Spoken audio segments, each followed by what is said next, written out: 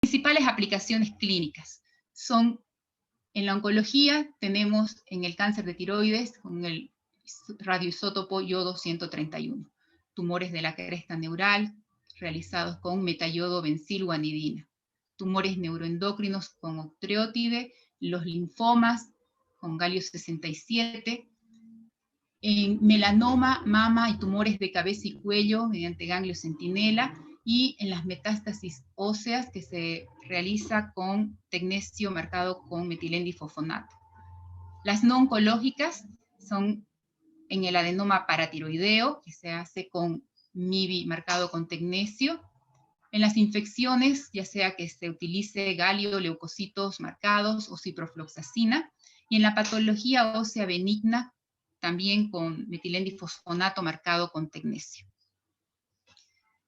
El beneficio clínico de las imágenes híbridas es que mejora la interpretación de las imágenes, mejora la localización, la caracterización y también la detectabilidad de las lesiones. Por ejemplo, acá podemos ver adenopatías metastásicas en conglomerados localizados en los niveles cervicales derecho 2B y 3 y en el izquierdo 2B. Entonces, se caracteriza principalmente las metástasis ganglionares. Este trabajo, desde el 2006, ya se concluía que el SPECT-CT debería ser realizado en forma rutinaria debido a que podía influir potencialmente en la toma de decisiones en el manejo del paciente. Entonces, nosotros tenemos que ver si vamos a ser rutinarios o selectivos. ¿Por qué seríamos rutinarios? Porque definitivamente se van a encontrar más focos de actividad patológica. Selectivos es cuando el médico nuclear, para evitar dar un falso positivo o para revelar lesiones metastásicas en sitios o tejidos inesperados, utiliza la técnica de fusión para mayor especificidad. Cuando debemos utilizar SPECT-CT, cuando tengamos un foco hipercaptante de localización o significado incierto, factores propios del radiofármaco, factores propios del órgano o la enfermedad, anatomía regional compleja o distorsionada por un tratamiento quirúrgico. Por ejemplo, en este caso, de que esta captación, que podía ser una metástasis pulmonar, era correspondiente a una secuela de infección. Para eso se realizaron otro tipo de estudios, se realizó resonancia, se realizó PET, pero las imágenes de fusión principalmente son las que ayudaron a realizar el diagnóstico. Utilidad del SPECT-CT para distribuciones inusuales. En las hernias de hiato, divertículos intestinales, contaminaciones, retención en quistes, timo, estruma ovárico benigno o útero menstrual. También para lesiones metastásicas inusuales, como ser en el hígado, riñón, sistema nervioso central, músculo erector de la columna y músculo recto del abdomen. Acá podemos ver captaciones fisiológicas de otras fuentes también de falsos positivos en rastreos de cuerpo entero con yodo 131, como esta concentración en la vesícula biliar. O esta, que era solamente una contaminación de acumulación en mentón. Una captación en timo, está ya aquí abajo las imágenes de fusión. Como ven, esto sería, si agarramos a estas imágenes que estamos acostumbrados a ver del rastreo de cuerpo entero, le hacemos una tomografía, igual que damos acá, sin poder definir anatómicamente. Esta sería la tomografía, de que no ve la parte activa, y esta es la fusión de las imágenes.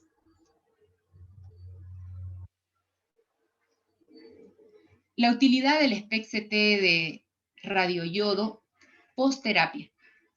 Generalmente esta parte sí o sí le hacemos a todos los pacientes después de la terapia con yodo, un rastreo, ¿no? Entonces, el SPECT-CT en este momento nos ayudaría a, con mayor precisión, ver el estado de los ganglios linfáticos. Esto también puede llevar a cambios en la clasificación de riesgo de la ATA en un 6.4%. Información, el CT da información del tamaño, y esto es una guía para una cirugía adicional. El CT identifica metástasis no ávidas de yodo en un 22%. Esto es muy importante. Entonces, la sensibilidad en sí, como les decía, no cambia, 78% de sensibilidad. ¿Por qué? Porque hay metástasis que no van a captar igual yodo, pero la especificidad es del 100% para predecir la enfermedad recurrente o persistente, y es la única variable de pronóstico independiente para la supervivencia libre de enfermedad. Acá tenemos estas dos captaciones que podríamos decir que corresponden a remanentes tiroideos. Sin embargo, es esta izquierda únicamente la que correspondía a remanente tiroideo, y la derecha es una metástasis ganglionar. Vamos a presentar este paciente de 60 años con un CA papilar tiroideo y metástasis ganglionares, a quien se les realizó un rastreo corporal total posterior a 200 milicuris de yodo 131. Tenemos la captación en el cuello y una captación torácica. La captación del cuello, esta primera, la central correspondiente a remanente tiroideo en el conducto tirogloso.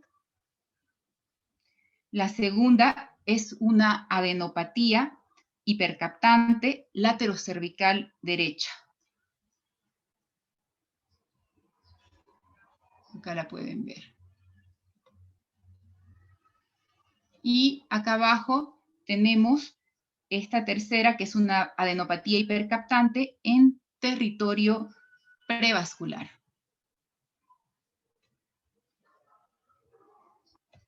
Habían dos focos más de captación. Esta es la imagen posterior del rastreo del cuerpo entero, una que era torácica y la otra en pelvis.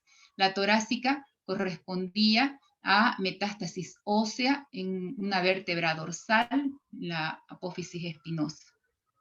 Y la inferior, la de pelvis, a la articulación sacroiliaca derecha.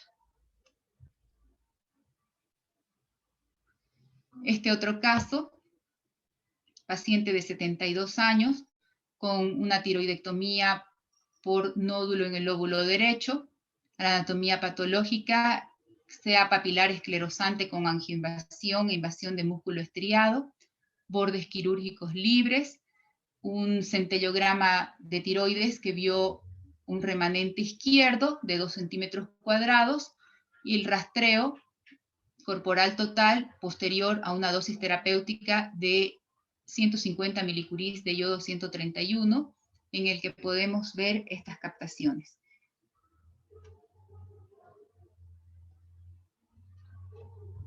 Correspondientes a el remanente que era el izquierdo, y adenopatías hipercaptantes laterocervicales derechas, localizadas en el nivel 4 y en el nivel 6. Aquí está la del nivel 6.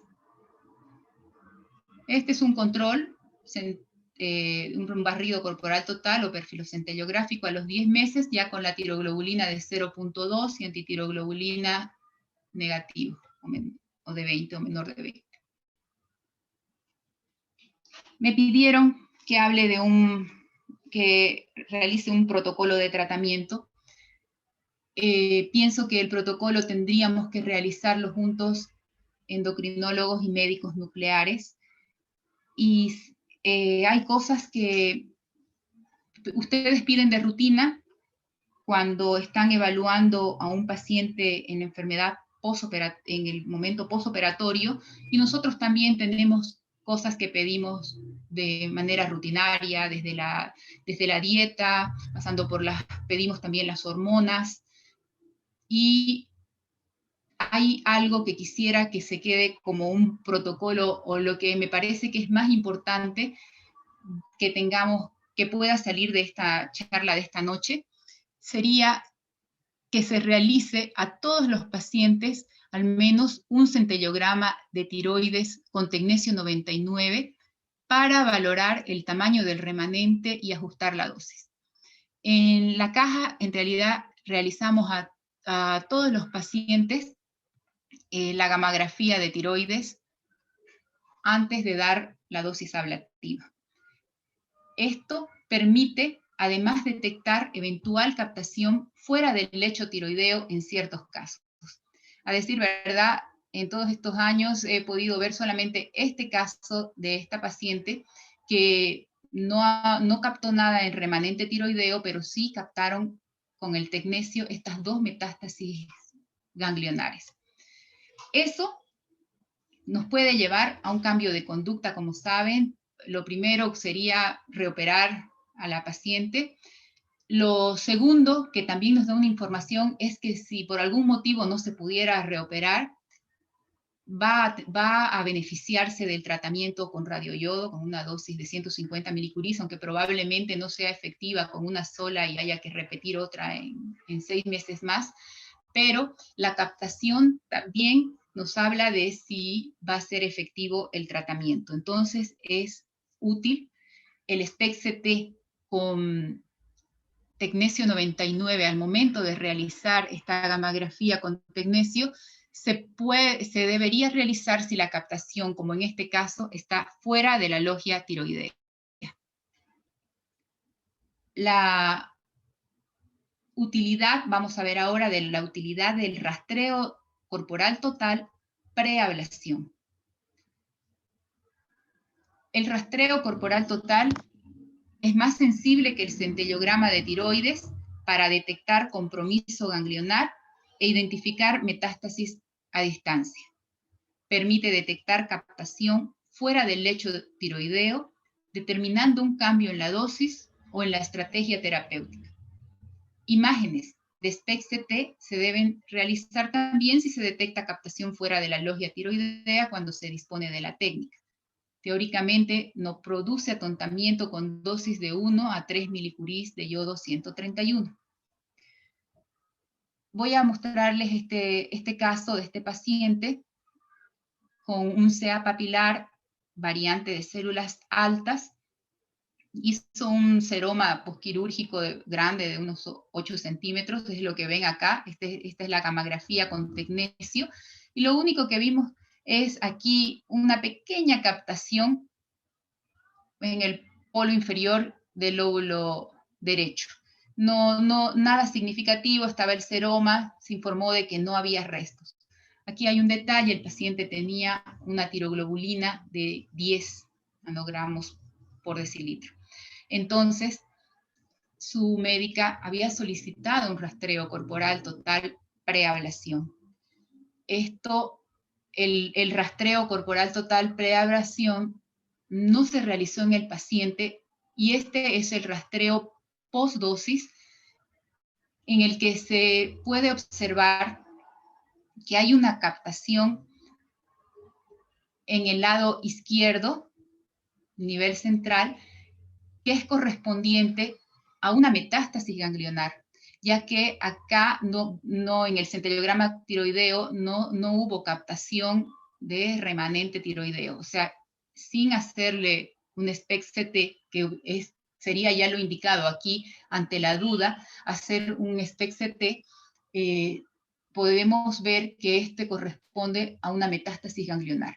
La pequeña captación que se veía aquí en el polo inferior del lóbulo derecho es esto. De todas maneras, esto viene a ser un lecho del lóbulo derecho, un pequeño remanente en el polo inferior y la metástasis ganglionar. De hacer esto en un momento de preablación, hubiera llevado a un cambio de conducta de volver a operar al paciente. Sin embargo, ya tenía definida igual una dosis de 150 milicuris de radioyodo.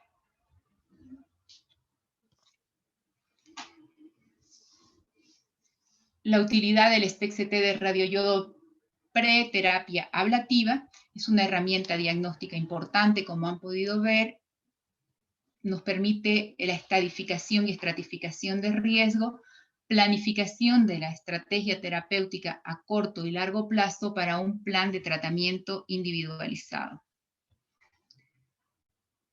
Proporciona información sobre la probabilidad de respuesta a la terapia con yodo 131, determinando la necesidad de tratamiento, y orienta en la toma de decisiones sobre opciones terapéuticas alternativas, como sería la escisión quirúrgica o radioterapia de haz externo para depósitos metastásicos grandes o no ávidos de yodo. Entonces, esta sería la segunda cosa que tendríamos que protocolizar a partir de esto, que sería cuándo realizar un rastreo corporal total preablación, ya sea con SPECT-CT o no. Cuando no se puede determinar con precisión, a partir del informe quirúrgico y la ecografía, la extensión del remanente tiroideo. Cuando se estima que los resultados pueden alterar la decisión de tratar o la dosis de administrar. Es una recomendación de la ATA 2015, la recomendación 50D. Pacientes con tiroglobulina mayor de 1.2 nanogramos por mililitro bajo supresión hormonal presentan mayor riesgo de recurrencia luego del tratamiento.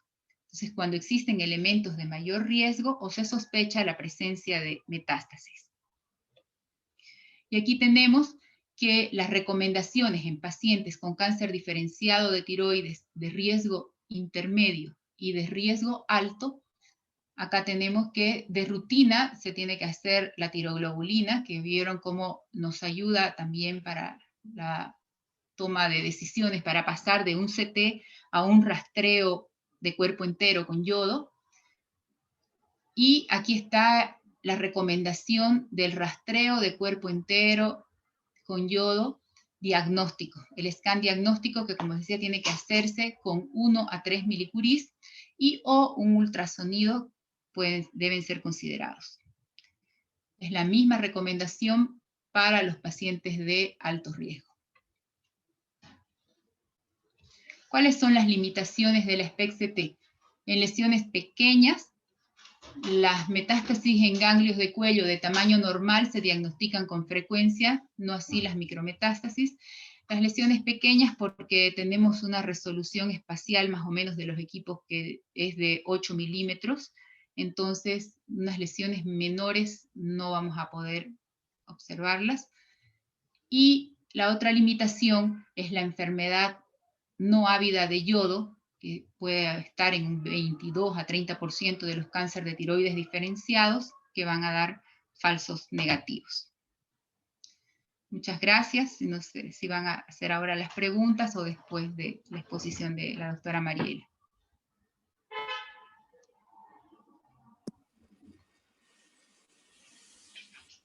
Yo creo que pasamos a la segunda exposición, a la de la doctora Mariela Ramírez, y haríamos las preguntas al final de las dos, ¿les parece? Doctora Mariela Ramírez.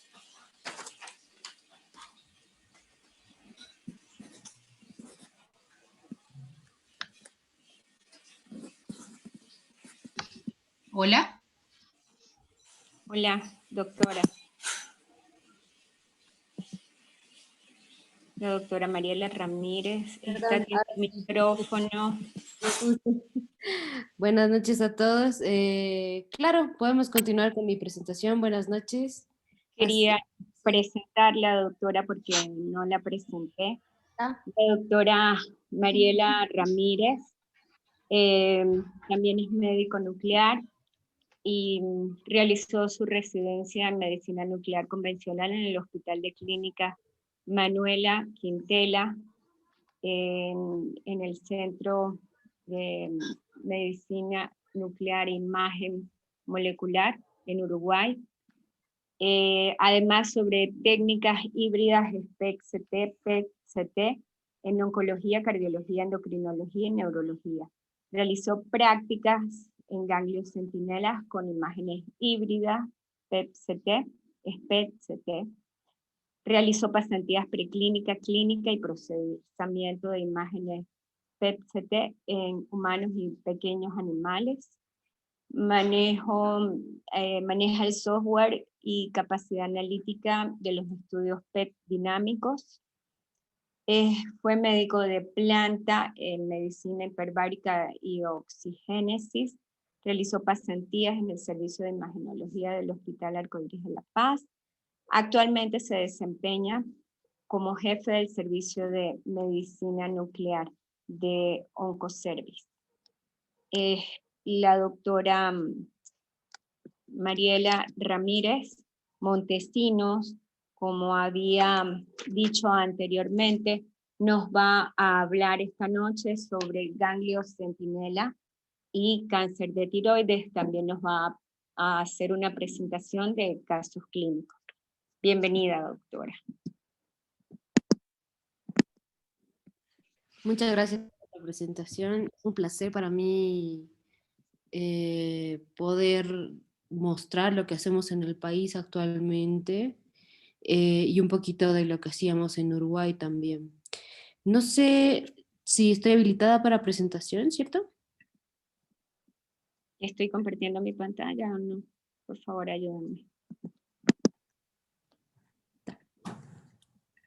Ahora sí. Un minuto, por favor.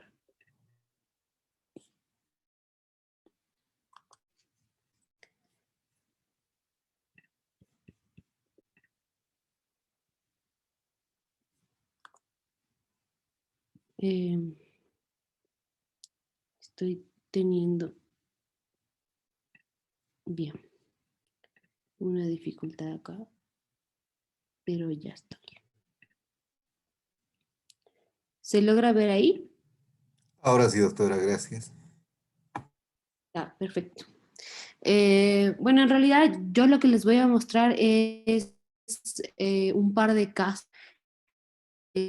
clínicos en pacientes con bocios oculares y casos con PET-CT, 18FFDG, también pacientes con cáncer diferenciado de tiroides, bueno, en este caso desdiferenciados, ¿sí?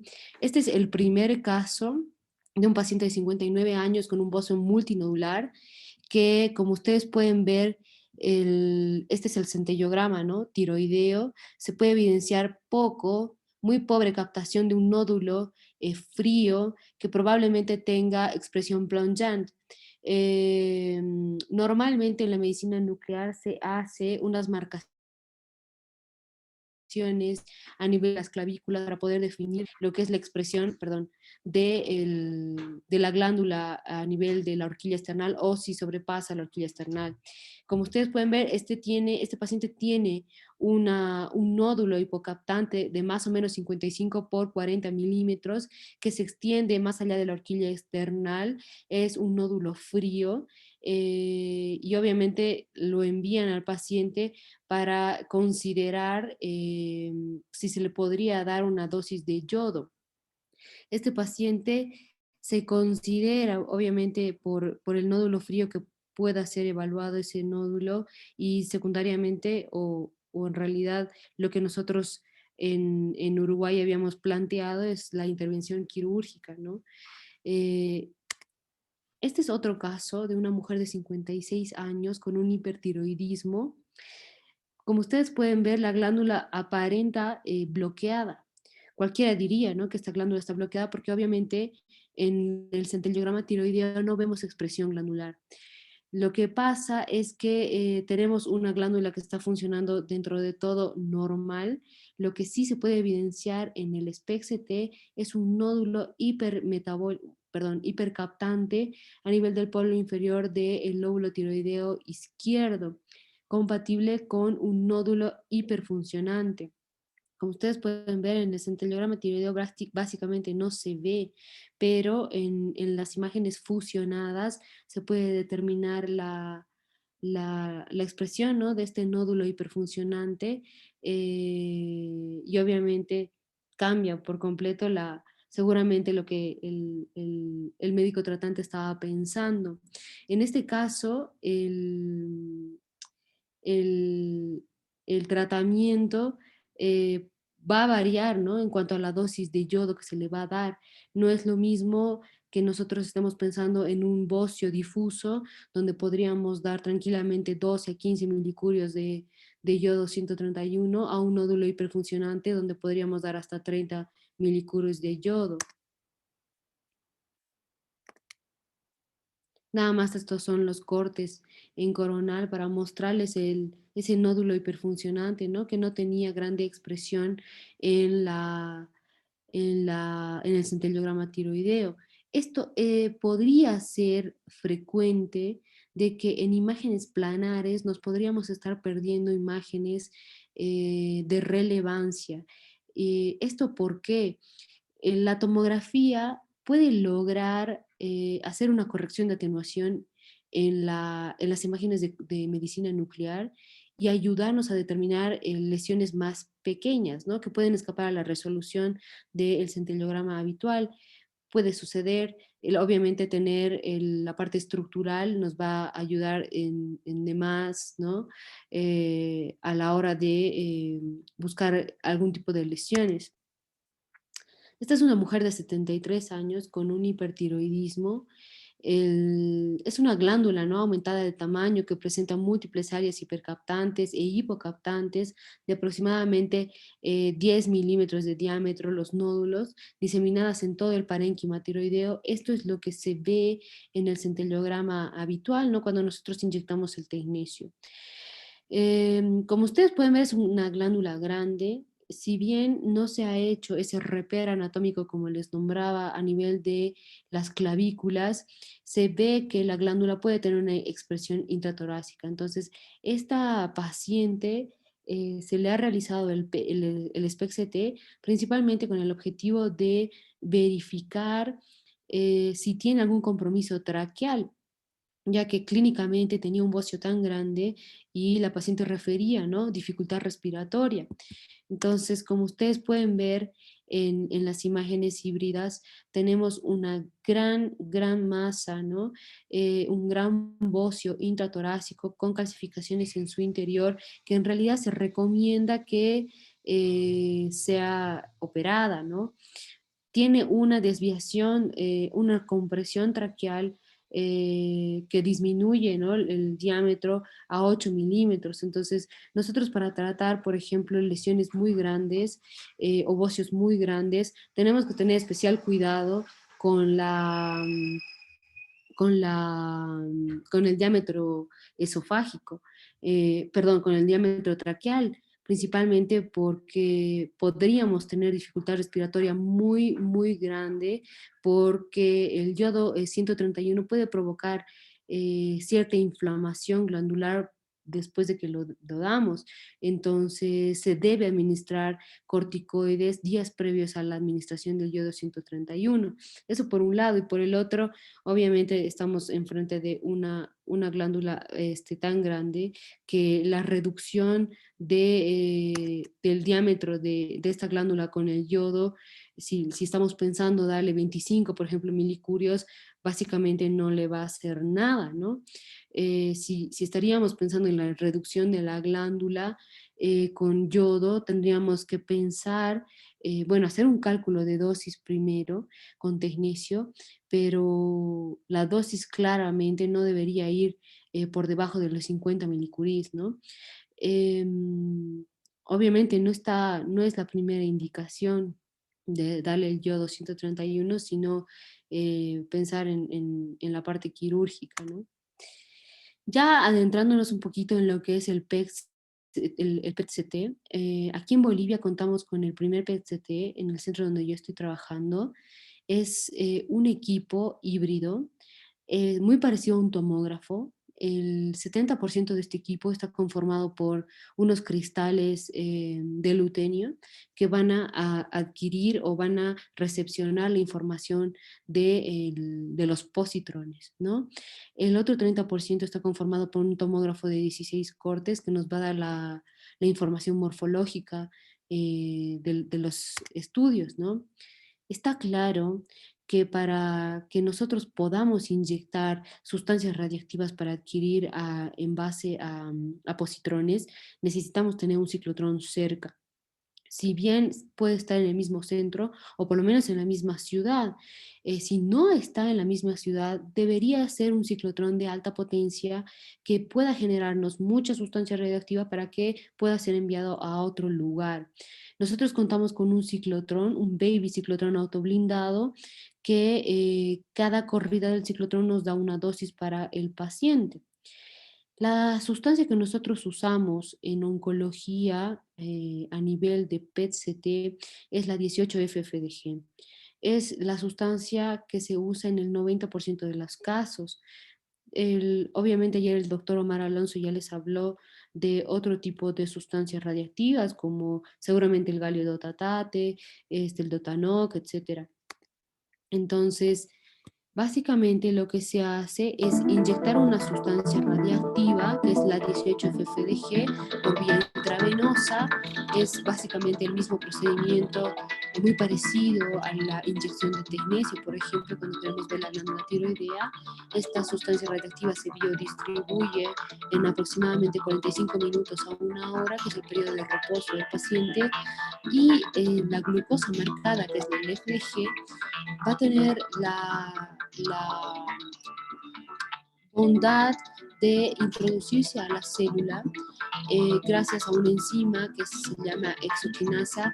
Se va a mantener intracelular y nos va a permitir obtener imágenes de la función celular, del metabolismo celular. Entonces, se dice que la célula tumoral puede tener un metabolismo o una función incrementada hasta 3 veces mayor que la célula habitual, de la célula normal, ¿sí? O de tumores benignos si es que queremos evaluarlos. Bien, en cuanto al PET-CT, les voy a presentar una serie de casos, son todos autóctonos acá de Bolivia, hechos en el centro. Este es un paciente del sexo masculino de 40 años, fumador de 20 cigarrillos al día desde los 17 años. Este paciente es diagnosticado por un cáncer diferenciado de tiroides a los 37 años. Se le hace la tiroidectomía total. El tumor es un cáncer papilar de tiroides con invasión linfática y vascular. Se le hace el intraoperatorio, la resección de 4 ganglios que macroscópicamente son positivos. Este paciente recibe yodo 131 después cirugía en una cantidad de 170 milicurios. Este paciente en los controles tiene tiroglobulinas habituales, y en los rastreos no muestra nada más que en el primer rastreo algo de restos tiroideos, que generalmente se puede ver posterior a la cirugía. No todas las cirugías van a ser hacer una tiroidectomía, pero dejar totalmente limpio el cuello, ¿no? En los controles, este paciente presenta una tiroglobulina de 15 y un rastreo corporal total con 5 milicurios de yodo, que es negativo, que es la indicación fundamental de la 18-FFDG PET para el cáncer diferencial de tiroides. Este es una imagen que es un mapeo completo, muy parecido a las imágenes que les llega de yodo 131, por ejemplo, que se llama el MIP, pero con las imágenes con la 18-FFDG. Como ustedes pueden ver, este paciente tiene un área hipermetabólica a nivel del cuello. Las captaciones del cerebro, glándulas salivales, por ejemplo, piso de boca, etcétera, corazón, la vejiga, son captaciones habituales de la 18-FFDG. Obviamente no se consideran patológicas, pero lo que sobresale es esta adenopatía hipermetabólica laterocervical derecha. Confirmamos, es un paciente que tiene una adenopatía laterocervical alta, hipermetabólica, ¿sí? Tiene además una pequeña adenopatía de 7 milímetros a nivel supraclavicular, o en realidad en el trayecto de la yugular interna, hipermetabólica también. Como es tan chica, obviamente podríamos tener alguna dificultad para caracterizar algún tipo de lesiones.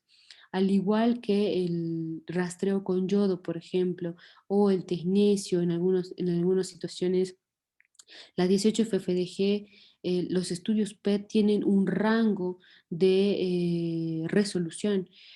Y lesiones por debajo de 7 milímetros van a escapar probablemente a la resolución o no van a ser, si es que las estamos viendo morfológicamente, ya que los cortes de tomografía van a ser más chicos, de 3, incluso 5 milímetros. Vamos a poderlos ver morfológicamente, pero no caracterizar metabólicamente debido al tamaño, ¿sí? Este es un paciente también boliviano de 60 años que ha sido diagnosticado con un cáncer diferenciado de tiroides de 5 años de evolución. El paciente es sometido a tiroidectomía total, tenía un carcinoma papilar de tiroides con, déjenme mover esto, compromiso ganglionar, más o menos de 3 ganglios del grupo central. Es tratado con yodo 131 en una dosis de 150 milicurios. A los 6 meses presenta una tiroglobulina de 1, una TSH mayor a 30, que es básicamente el requisito para el rastreo corporal total con yodo 131 y el rastreo es negativo. El paciente se mantiene en controles en el tiempo, ¿sí? Y en el cuarto control presenta una tiroglobulina de 50, una TSH de 30 y un rastreo corporal total negativo, que como les dije es la indicación del PET con 18-FFDG. Se solicita el PET, perdón, ahí va. Como ustedes pueden ver, básicamente no se evidencian lesiones hipermetabólicas a nivel de cuello como uno podría pensar de que tal vez tiene adenopatías laterocervicales bilaterales o del grupo central, pero como ustedes pueden ver no existe en este caso hipermetabolismo a ese nivel. Lo que sí hemos identificado en este paciente son unos micronódulos centrolobulares y peribroncovasculares a nivel de ambos campos pulmonares. Este paciente refiere tos además y sin otras patologías, sin otros antecedentes, ¿sí? Como ustedes pueden ver, ambos pulmones a predominio de las bases tienen estos micronódulos centrolobulares y peribroncovasculares que nosotros definimos además con hipermetabolismo que llegaba a un submax de 6 y 7. El submax, a paréntesis, como para que me puedan comprender, es un estándar, digamos, de medición de cuánta captación metabólica puede tener una estructura, ¿no? Una, una lesión que nosotros estamos estudiando. Dice la literatura que a mayor cantidad de submax, mayor es la malignidad de la estructura que estamos estudiando. Como ustedes ven, ¿no? Tenemos estas lesiones pulmonares, una tiroglobulina de 50 sin otros hallazgos. A cualquiera le da miedo, ¿no?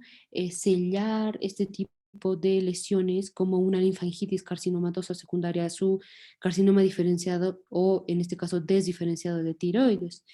Lo mandamos a biopsiar a este paciente, se le hace la fibrobronco y se le toman las muestras y es compatible con un cáncer desdiferenciado de tiroides, o sea, es una linfangitis carcinomatosa, es un caso muy extraño, casi no, hay solamente case report de linfangitis carcinomatosa por un cáncer diferenciado de tiroides. Este es el MIP, ¿no? Es como el resumen del estudio con 18-FFDG. Como ustedes pueden ver, tiene las captaciones, importantes captaciones en ambos campos pulmonares a predominio de las bases. Esta es una paciente femenina de 60 años de edad, debuta con tos, con alta sospecha de COVID. Esta es una paciente reciente, con hisopado negativo y anticuerpos también negativos. Entonces, su neumóloga decide hacerle una tomografía de tórax, donde en una primera instancia le refieren que tiene una fibrosis pulmonar. Esto en febrero de este año. Seguido tiene esta paciente un nuevo control de tomografía en abril, donde ya no le reportan áreas o signos de fibrosis pulmonar, sino unos nódulos pulmonares con características secundarias. Esta paciente llega al PET con 18 FFDG con la consigna de un tumor de origen desconocido, que es una de las indicaciones principales de la 18 FFDG. En sus antecedentes personales patológicos, esta paciente presenta nódulos fríos en varios centellogramas tiroideos que son controlados bajo ecografía, donde reportan estos nódulos como un TITRAT3. El último control de ecografía fue el año pasado, en noviembre, que reporta un TITRAT3. Entonces, ella refiere que estos nódulos fríos los tenía hace ya unos 7 años y que no se los habían biopsiado, se los seguían en control con ecografía. Este es el resumen del PET. Como ustedes pueden ver, tiene una glándula tiroidea aumentada de tamaño con lesiones hipermetabólicas, ¿no? En ambos lóbulos tiroideos. Tiene una adenopatía hipermetabólica del lado derecho, que bueno, se las voy a mostrar en las imágenes. Los nódulos los nódulos pulmonares que han sido descritos en la tomografía que se había hecho de control en abril, estaba en lo cierto, ¿no? Tenía nódulos con bordes espiculados, no solamente uno, sino varios nódulos, como ustedes pueden ver, hipermetabólicos en ambos campos pulmonares, sugerentes de secundarismo. Como ven en esta imagen, tenemos una glándula tiroidea aumentada de tamaño con la presencia de dos masas heterogéneas hipermetabólicas, ¿no? Que alcanzaban un submax de 15 y 18, altamente sugestivos de un proceso neoplásico primario. Justo no les puse la foto precisa de la adenopatía, pero tiene una adenopatía a nivel de yugular interno del lado derecho, sugerente también de secundarismo, ¿sí? Esta paciente ha sido enviada a cirugía y compatible con carcinoma diferenciado de tiroides o... Bueno, aquí es donde entramos en una disyuntiva, ¿no? Se supone que los cánceres diferenciados de tiroides tienen poca avidez por la 18-FFDG, a no ser que tengan un índice de proliferación celular muy alto o estén desdiferenciados.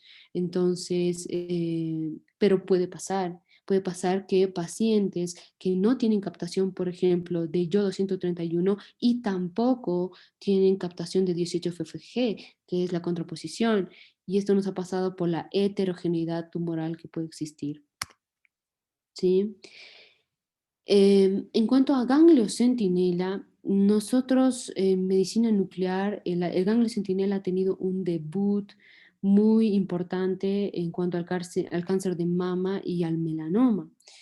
Yo sé que a ustedes lo que les interesa más en este caso probablemente sea el cáncer diferenciado de tiroides. No es una indicación o no se ha hecho en gran medida lo que es el ganglio centinela en tiroides, pero ya les voy a hablar un poquito más adelante. ¿Cuál es el objetivo del ganglio centinela? El ganglio centinela lo que se hace es inyectar tecnesio nanocoloides, que es una molécula pequeña marcada con tecnesio, a nivel, por ejemplo, en el cáncer de mama, como ustedes pueden ver, periareolar, ¿sí? Se hace una inyección y lo que se conoce es que esta inyección viaja a través de, a nivel subdérmico, al primer ganglio receptor de células tumorales, ¿sí? Y ese sería el ganglio centinela. Entonces, el objetivo es marcar este ganglio con una sustancia radiactiva para que nosotros intraoperatoriamente lo podríamos encontrar con un aparato que se llama GammaPro.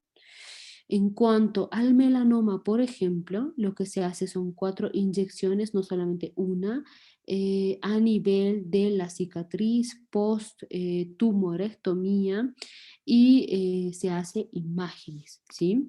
Entonces hacemos la inyección, lo pasamos a la cámara PET, perdón, al SPECT-CT en este caso, porque estamos usando tecnicio. Hacemos las imágenes híbridas y lo que nos muestran estas imágenes es el primer ganglio receptor de la sustancia radiactiva, ¿sí? Puede ser más de un ganglio, es cierto, ¿sí? 1 o 2 ganglios de la cadena axilar, por ejemplo, nivel 1, 2 son los más frecuentes en cuanto a la mama. En cuanto al melanoma, vamos a encontrar bastante diferencia. No siempre, por ejemplo, si estamos hablando de los melanomas sacrales, van a tener una disposición inguinal superficial o profunda o poplitea, por ejemplo, ¿sí? No siempre. Los melanomas pueden tener a veces ganglios centinelas alejados de la lesión. Entonces, hacemos imágenes híbridas, determinamos la posición del ganglio y lo que hacemos es ir con este aparato que es el Gamma Pro a la cirugía, ¿no? Se hace, bueno, en muchos casos se aprovecha de hacer la mastectomía radical, se hace la apertura de la axila, se encuentra el primer ganglio porque lo empezamos a buscar con el Gamma Pro, nos guiamos en base a sonidos. Entonces, en cuanto se encuentra gracias al Gamma Pro, se extrae el ganglio por separado, como ustedes pueden ver en esta imagen, se acerca al Gamma Pro y se ve cuántas cuentas puede recaudar la sonda. Una vez que se quita el ganglio, se vuelve al lecho, se comprueba que no existen cuentas en el lecho para ver si no ha quedado ningún tipo de tejido residual. Puede pasar de que por algún error se pueda cortar el ganglio, entonces la mitad de un ganglio puede quedar en el lecho y nosotros lo vamos a poder identificar con el Gamma Pro. Entonces se hace la comprobación, ¿no? Por fuera. Puede ser un ganglio, 2, incluso 3 ganglios centinelas que podríamos llegar a extraer, ¿no? Intraoperatoriamente. Entonces se hace la comprobación, ¿no? De que el lecho esté libre de sustancia radiactiva y se manda a un estudio anatomopatológico intraoperatorio. Si todo está libre de neoplasia, ya no se hace el vaciamiento ganglionar de la axila, por ejemplo. Si se encuentra metástasis en uno de los ganglios, se hace el vaciamiento total de la axila, ¿no? Esto es en el caso del cáncer de mama. Como a ustedes les interesa más la parte tiroidea, lo que se hace más frecuentemente a nivel tiroideo es la cirugía radioguiada. Entonces se puede inyectar tecnesio 99, por ejemplo, en pacientes que ya han sido tiroidectomizados y se hace como decía la doctora Sonia, ¿no? Se hace un rastreo del cuello para ver si existen restos tiroideos o muchas veces nos ha pasado que el tecnicio nos puede marcar 1 o 2 ganglios laterocervicales. Entonces aprovechamos el tecnicio que tiene unas 6 horas de semivida, el paciente se va a cirugía ganglionar de extracción de los ganglios y nosotros con el Gamma Pro indicamos qué ganglios son los que deberían sacar porque han sido marcados con el tecnicio, ¿no? Los hemos visto. También dependiendo de cuán bueno sea el Gamma Pro que estamos usando, podemos hacer con yodo 131. Se puede dar al paciente 3 a 5 milicurios de yodo. Marcamos no solamente la glándula, sino también podría pasar de ver los ganglios metastásicos, ir con la sonda Gamma Pro y también ayudar al cirujano a poder extraer esta glándula por completo y los ganglios probablemente metastásicos. Esto que les estoy mostrando en las imágenes es una cámara de luz ultravioleta que se usa para cirugía radioguiada, no solamente cirugía radioguiada, sino también para ganglio centinela en diferentes patologías. La clave de esta cámara es que nos ayuda a identificar lesiones con indocianina verde. La indocianina verde es un material fluorescente que se inyecta con tecnesio 99, entonces nos da lo que es el ganglio centinela híbrido, ¿sí? No solamente lo estamos escuchando con la sonda con la sonda gamma, sino que lo estamos viendo a través de su trayecto infrarrojo. Entonces, esta cámara nos va a ayudar a detectar, a ver lo que estamos extrayendo, ¿sí? No solamente con sonido, sino viéndolo. Para que esto suceda, muchas veces hay que apagar la luz del quirófano y así podemos identificar las lesiones que brillan intraoperatoriamente. Hay cámaras mucho más sofisticadas en el medio que ya nos pueden mostrar no solamente imágenes de tipo ultravioleta, sino también nos pueden mostrar básicamente cómo está brillando la indocianina verde cuando se extrae el órgano o las adenopatías, ¿no? Muchas gracias.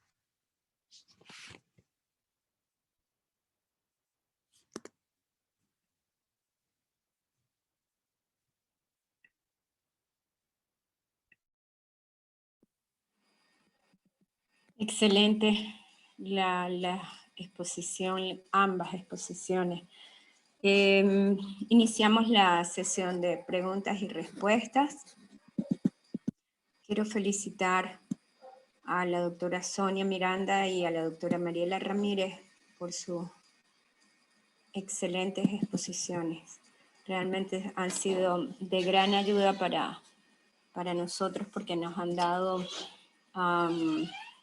conocimiento en un área que siento yo realmente tenemos que afianzar. Y bueno, la oportunidad de enterarnos sobre estas tecnologías avanzadas que se están usando en nuestro país.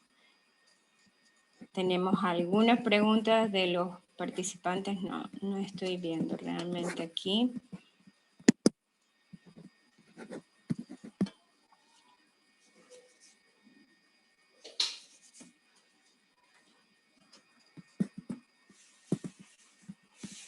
Bien. Hay algo que quisiera preguntar a la doctora Sonia Miranda, que habló sobre gammagrafía. Doctora, nosotros con frecuencia vemos que llegan pacientes de cirugía directamente con una gammagrafía tiroidea por un diagnóstico de óseo nodular. La verdad es que, por lo que vi, la gammagrafía tiene indicaciones muy puntuales. Entonces, ¿usted recomendaría, después de una ecografía tiroidea, realizar una gammagrafía en caso de que el nódulo fuera de una clasificación baja en TIRADS? Y hago esta pregunta por lo que digo, ¿no? A veces llegan pacientes de interconsulta para que las veamos y el cirujano la va a llevar a quirófano, va a llevar a quirófano al paciente porque tiene una centilografía con un nódulo hipocaptante. Entonces, cuando comparamos ambos métodos, ¿no? La ecografía y la centilografía, ¿cuál de los dos tiene más sensibilidad y especificidad para sospecha de cáncer de tiroides? Buenas noches.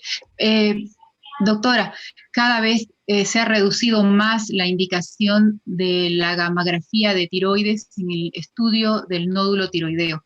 De hecho, tiene mayor interés cuando se tiene una TSH que está en casos de hipertiroidismo, entonces estamos con una TSH disminuida, ¿no? Entonces, en estos casos de hipertiroidismo, sí, porque es importante para ver la dosis, si se trata de un nódulo autónomo o es un multinodular. En este caso, sí, porque de acuerdo a la captación también nosotros vamos a aportar, pero ya en sí, para el diagnóstico de cáncer de tiroides, que como sabemos tiene un 15 a 20% el nódulo frío de probabilidad de ser maligno, está cada vez menos usado la gammagrafía de tiroides para la evaluación así de los nódulos, pensando en cáncer, ¿no? Tendría, o sea, tiene la punción aspirativa por aguja fina, que es lo que le da el diagnóstico, y la ecografía también, la vascularización, otros elementos. Es más que todo para en el diagnóstico del hipertiroidismo. Sí. También se podría usar para el diagnóstico diferencial de enfermedad de Graves-Basedow y el hipertiroidismo subclínico en bocio difuso. Sí, en el caso del hipertiroidismo subclínico, claro, entra dentro de los hipertiroidismos y que tienen que ser tratados en pacientes mayores de 60 años. Entonces nosotros también ahí vemos si hay un nódulo hipercaptante que es el que está Se oye bien. produciendo el hipertiroidismo y si vamos a poder tratarlo, porque también hacemos tratamiento en las que hay que hacer un cálculo de dosis. Entonces, en ese caso, sí. Bien. No, no sería tanto, pero bueno, sí se puede hacer el diagnóstico diferencial, porque también damos un índice de captación, así sea el estudio con tecnesio. Entonces, ¿estarían ustedes de acuerdo? Porque ese también es otro tema de discusión entre nosotros los endocrinólogos. ¿Quién propone la dosis de terapia ablativa o metabólica en el caso de un hipertiroidismo o en el caso de cáncer? Pues ustedes obviamente tienen la ventaja de tener un estudio, si se quiere, dinámico, ¿no? El resultado de un estudio dinámico cuando ustedes realizan el rastreo corporal o la cintilografía y el SPEPTAC. Entonces, la persona más idónea para decidir la dosis del paciente sería el médico nuclear, a pesar de que nosotros a veces intervenimos, ¿no? Y no sé si mis colegas estarán de acuerdo con esto, porque pues a veces nosotros también influimos y sugerimos las dosis que deberían recibir los pacientes. Y en este sentido abro la discusión en el panel para intervención y que cada uno de su parecer. Aquí hay dos preguntas, les voy a leer. La doctora Roxana Barbero, buenas noches a todos, gracias por las presentaciones. Sí, muy buenas las presentaciones, ambas. Ok. Quería hacer otra pregunta. ¿Desde qué dosis de milicurí uno esperaría que existieran complicaciones en los pacientes tratados con terapia ablativa? Por ejemplo, en cáncer de tiroides recidivante o refractario a tratamiento. Para la doctora Mariela Ramírez. Bueno, en realidad las complicaciones no son algo que se vaya a dar de forma frecuente. Si tenemos bocios muy grandes con por ejemplo, compresión o desviación de la tráquea, podríamos tener complicaciones, sí. Independientemente de la dosis, porque mucho hace el tamaño del bocio. A veces podemos dar lesiones cuando la glándula es muy ávida del yodo 131, se puede dar incluso dosis pequeñas, ¿no? De 15, 18 milicuries, pero la reacción inflamatoria en una glándula grande nos va a producir, nos puede producir complicaciones a nivel respiratorio. Cuando estamos hablando de yodo 131 para tratar un cáncer diferenciado de tiroides, sí, por lo menos en mi experiencia, hemos visto casos frecuentes de fibrosis pulmonar cuando se sobrepasan los 300 milicurios. ¿Y quién recibe 300 milicurios, no? Actualmente ya casi nadie, ¿no? Tenemos como un techo de 200 milicurios, pero sí en la experiencia del doctor Lubin, que en paz descanse, un uruguayo, a los niños con cáncer diferenciado de tiroides les llegaban a dar hasta 300 milicurios cuando tenían secundarismo óseo.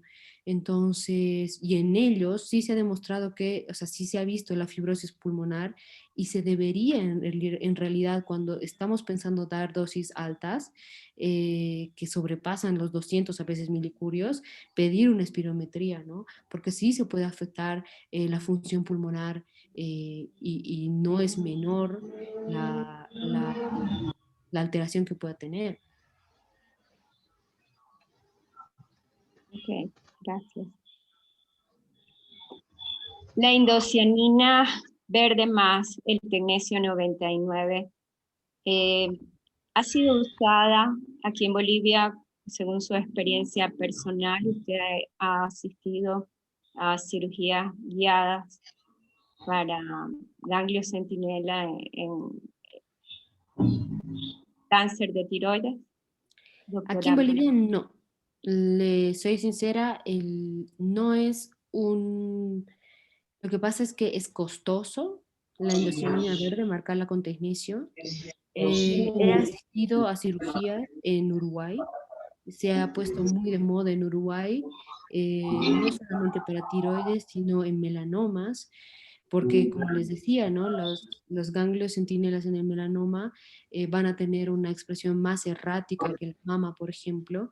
Entonces, además de que como a veces se hace cirugías muy superficiales, ayuda mucho al médico, al cirujano plástico, por ejemplo, a no dejar grandes bochones, ¿no? De creación de tejido, la indocianina verde. Aquí en Bolivia no tengo experiencia en indocianina verde.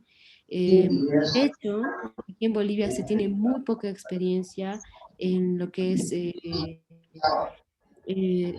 cirugías radioguiadas. Me parece que, por lo menos en lo que yo he visto aquí en La Paz, casi no se solicitan cirugías radioguiadas. Es muy raro que solicitan los cirujanos. No sé, tal vez la doctora Miranda en Santa Cruz tenga más fortuna en cuanto a cirugías radioguiadas en Santa Cruz. Doctora Sonia Miranda, ¿usted ha tenido experiencia aquí? Bueno, quería decir de que sepan que hay un equipo disponible, un GamaProbe, que es de las damas del voluntariado de cáncer de mama del Hospital Oncológico. Ese equipo lo podemos llevar tanto a hospitales públicos como a clínicas privadas, o sea que sí hay disposición. Se hace bastante en mama, como decía la doctora, y también en algunos casos de melanoma, porque no tenemos mucho ese cáncer, por suerte, pero sí se utiliza en mama.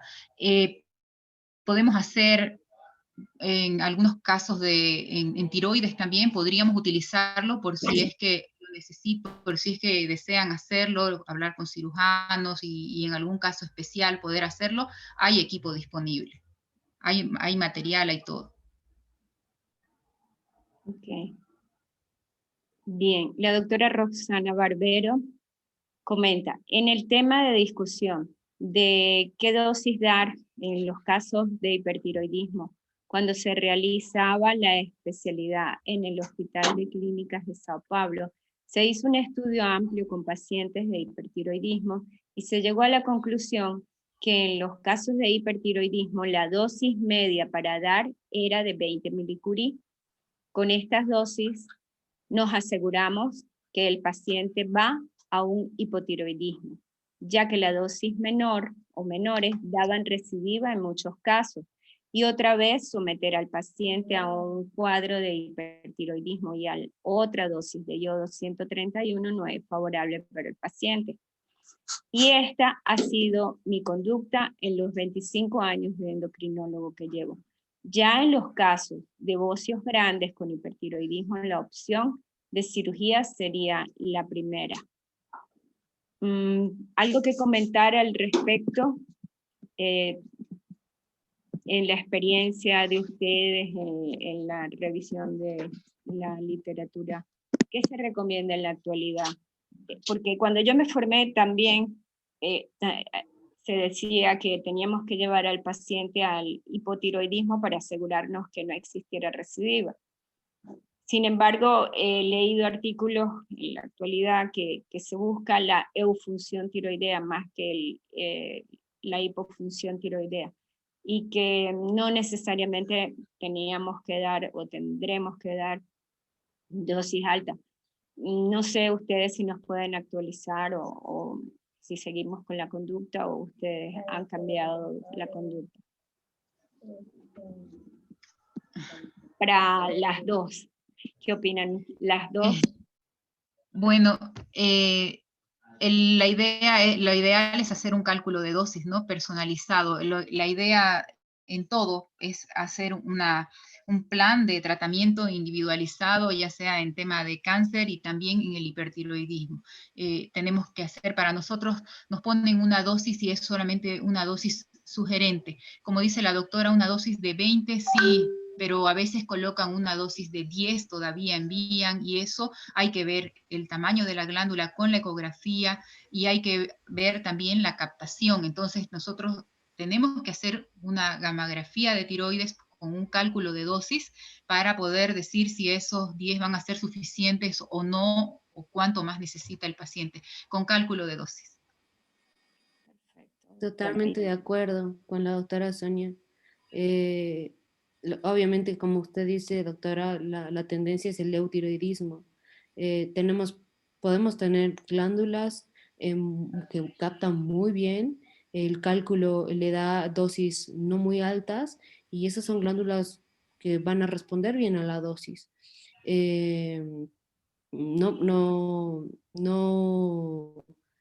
Capaz no generalizar las dosis, sino hacer el cálculo es lo más indicado, ¿no? Y como dice la doctora Sonia, inclusive en el cáncer diferencial de tiroides, creo que se toma en cuenta inclusive hasta dónde se mandó la anatomía patológica para tomar decisiones sobre la dosis. Inclusive hasta ese nivel podemos llegar, ¿no? Individualizar cada paciente es lo que se hace.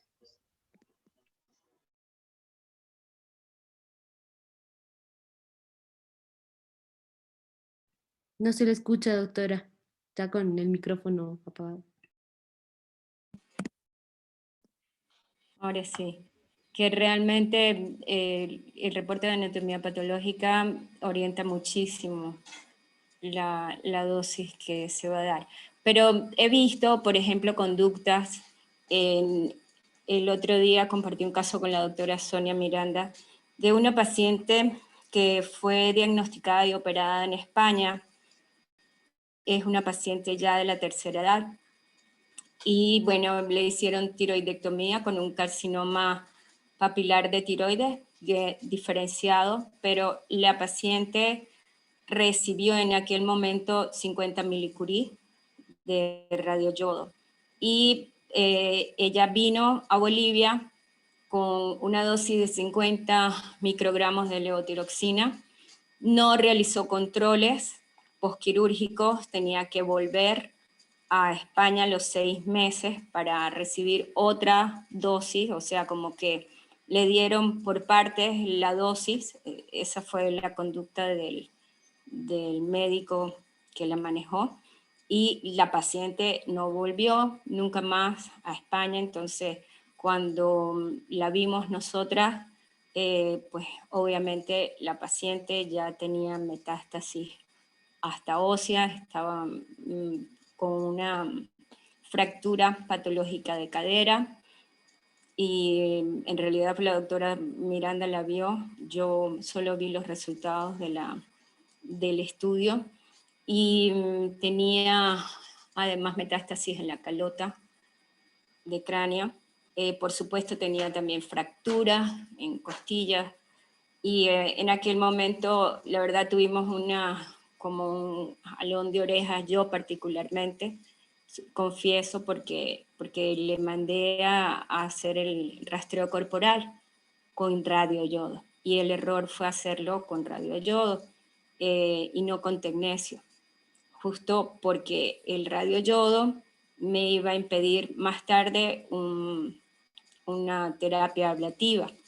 Sin embargo, nos cuestionamos el manejo, yo lo comenté con otros colegas, el doctor Gonzalo Moscoso, y el caso lo referimos a oncología, porque se puso en tela de discusión si le dábamos TSH recombinante humana para darle radioyodo y que captara la fractura, o perdón, las metástasis que tenía en todo el cuerpo, o se le daba la oportunidad de recibir una terapia paliativa, ¿no?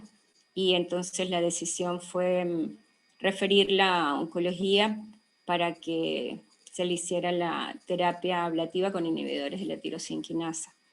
O sea, realmente era algo así como mejorar la calidad de vida. No sé, doctora Miranda, si usted la volvió a ver o le realizaron algún estudio, pero bueno, en ese momento tendríamos que haber esperado 3 meses para poder darle su terapia ablativa.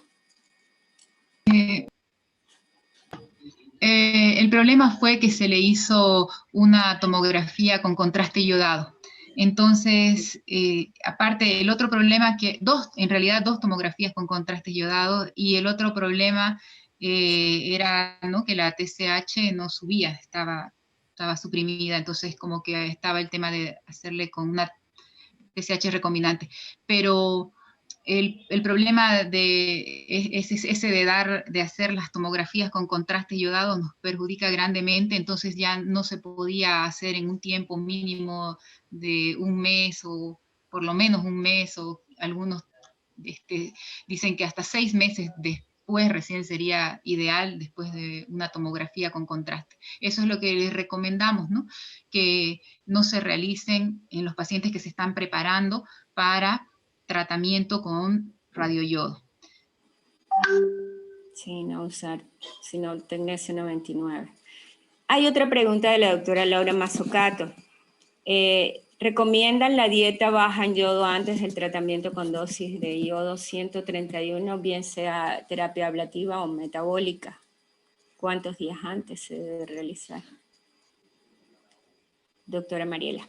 Sí. O perdón, doctora Sonia. Cualquiera de las dos. Sí, tenemos que hacerle a todos los pacientes una dieta baja en yodo, idealmente 2 semanas antes. Es importantísimo, se le hace entender al paciente que para que el tratamiento funcione, la tiroides tiene que estar ávida, y si la tenemos con el yodo de la dieta, no va a agarrar el radioactivo y circula por todas partes, menos por donde queremos que haga el tratamiento. Entonces, sí, se les recomienda 2 semanas de dieta. Inclusive los americanos son mucho más estrictos. Impiden a la paciente un mes antes de recibir el radioyodo que se tiña el pelo, por ejemplo, por la cantidad de yodo que tiene la tintura, que se pinten las uñas, por ejemplo, por la cantidad de yodo de la pintura, del esmalte. Son mucho más estrictos en cuanto a la dieta, por ejemplo, y también la medicación, ¿no? hemos visto pacientes que toman amiodarona que nos bloquea Sí, pero totalmente la glándula por más de 6 meses. Entonces, también diferentes tipos de medicación, el litio, que ya no es tan infrecuente en nuestro medio, que hay gente que lo toma y nos puede bloquear más de 3 meses. Bien, sí. interesante el tema. ¿Alguien tiene alguna pregunta de los participantes?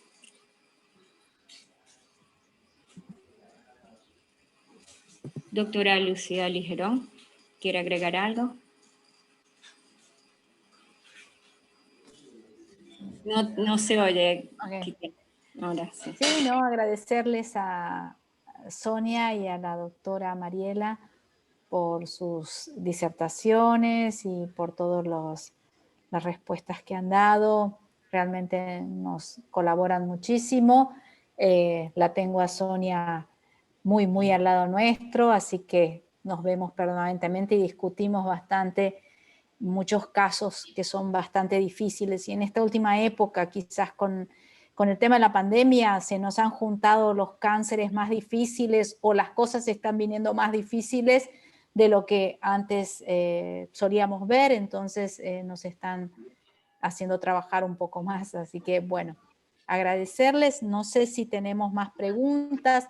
Derek o alguien de La Paz que esté presente, que quiera hacer algún comentario.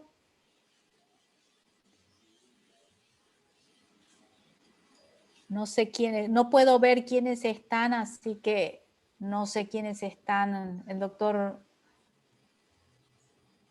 muy bien. Si no, podemos dar por finalizado el día de hoy, Mariela. Bien.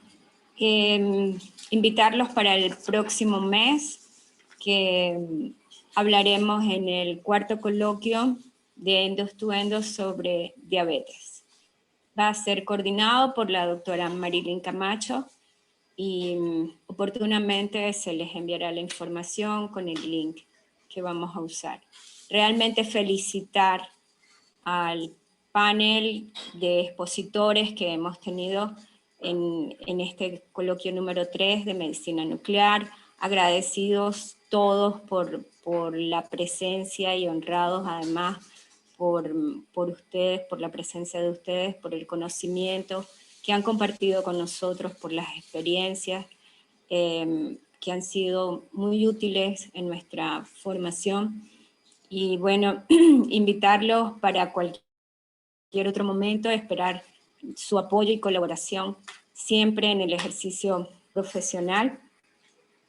Están dando las gracias los participantes por las presentaciones y felicidades a ambas. Han sido muy, muy útiles sus participaciones. Y bueno, gracias además a todos los participantes por haber apoyado este evento, por la presencia, y esperamos vernos pronto el próximo mes para nuestro próximo Endos to Endos sobre diabetes. Que tengan todos feliz noche. Gracias, se me está olvidando otra vez al laboratorio Merck Serono por el apoyo que nos dan. Y recordar que las participaciones o los coloquios están siendo grabados para compartirlos vía página web de la sociedad. Que tengan todos buenas noches. Hasta la próxima. A todas. Buenas noches. Buenas noches a Buenas todos. noches, muchas gracias. Es un Muchas placer. gracias, Mariela. Muchas gracias, Sonia. Gracias. Un placer.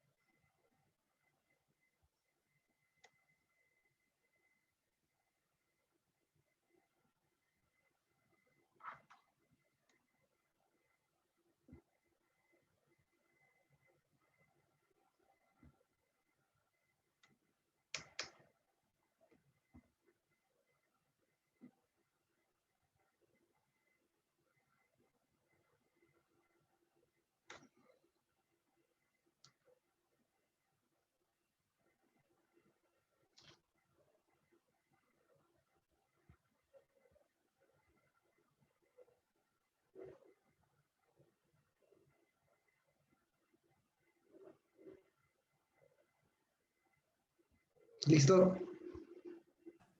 Sí, señor. Nos vemos mañana. Muchas gracias por todo. Buenas noches. Un abrazo grande. Igual. Chao.